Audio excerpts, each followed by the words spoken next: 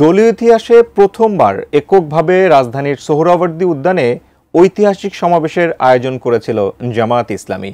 এই সমাবেশকে কেন্দ্র করে কয়েক হাজার বাস ভাড়া নেয়ার পাশাপাশি রিজার্ভ করা হয় লঞ্চ, ট্রেন সহ বহু যানবাহন। ব্যানার ফেস্টুনে সজ্জিত করা হয় পুরো রাজধানী। এরপরই বিভিন্ন মহলে প্রশ্ন আসতে শুরু করে, এত বড় সমাবেশ করতে কত টাকা খরচ হয়েছিল জামায়াত ইসলামীর? অবশেষে এবার জানা গেল জামাতের সমাবেশে প্রকৃত খরচের পরিমাণ। আরো জানাচ্ছেন শেখ ফরিদ। জামাতের দুর্বার সংগ্রাম, অলিগলি রাজপথ মেঠোপথ প্রান্তরে চলছে চলবে অবিরাম। রাজধানীর সোহরাওয়ার্দী উদ্যানে গত 19 জুলাই সবচেয়ে বড় জাতীয় সমাবেশ করে বাংলাদেশ জামায়াতে ইসলামী। যে সমাবেশ ঘিরে চাউর হয় এত বড় সমাবেশ ইতিপূর্বে শুধু সোহরাওয়ার্দী উদ্যানেই নয়, পুরো ঢাকায় কখনো কোনো দল আয়োজন করতে পারেনি।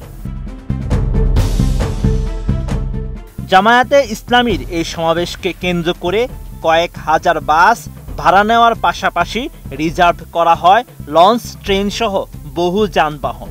ব্যানার ফেস্টুনে সজ্জিত করা হয় পুরো ঢাকা।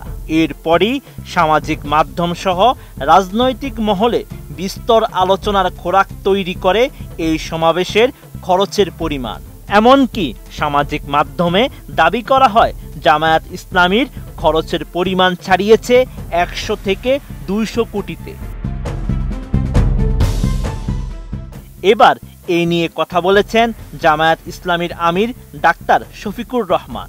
সম্প্রতি রাজধানীতে জামায়াতের রোকন সম্মেলনের একটি ভিডিওতে ডাক্তার শফিকুর রহমানকে বলতে শোনা যায়, বড় বড় ব্যবসায়ীরা আমাদের কাছে টাকার বস্তা নিয়ে এসেছে 5 তারিখের পরে, যারা এতদিন কেউ আমাদের নাম সহ্য করতে পারতো না, কেউ ওপেন প্লেসে গালিগালাজ করেছে, কেউ স্বৈরাচারকে সরাসরি সহযোগিতা করেছে, তারাও কেউ কেউ এসেছে, বিভিন্ন কায়দায় এসেছে।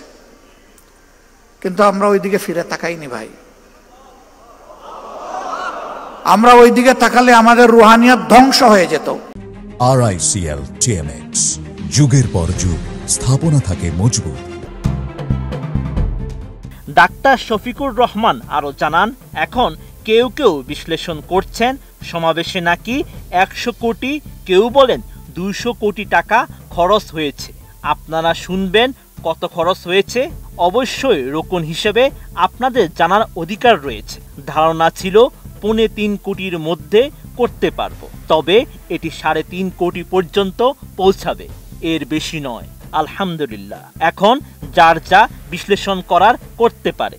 আমরা যখন নিজেরা ঘুষ খাবো না, যখন চাঁদা দাবি করব না, যখন আমরা দখলদারিতে যাব না, তখন আশা করি বাকি সকলে বার্তা পেয়ে যাবেন এবং সকলের কান খাড়া হয়ে যাবে। এছাড়া সম্মেলনে জামায়াত আমির আরো জানান, এত বড় সমাবেশ হয়ে গেল, আমরা কি কোথাও চাঁদা তুলতে বলছি? কাউকে বলি নাই। আমরা নিজেরাও কারো কাছে চাঁদা চাইনি। আমরা এই সমাবেশটা করেছি দুটি কারণে। একটি হচ্ছে 5 আগস্টের পর অনেক দল অনেক বড় বড় সমাবেশ করেছে, আমরা অস্থিরতা দেখাইনি। বাংলাদেশের জনগণের দেখার প্রয়োজন ছিল যে জামাতে ইসলামী আগামীর জন্য কতটা প্রস্তুত। এই প্রস্তুতির একটা ছোট্ট নমুনা হচ্ছে এই সমাবেশ। এই সমাবেশ করতে গিয়ে আমরা একেবারে জান কুরবান করে ফেলিনি। Sheikh Farid, ATN news.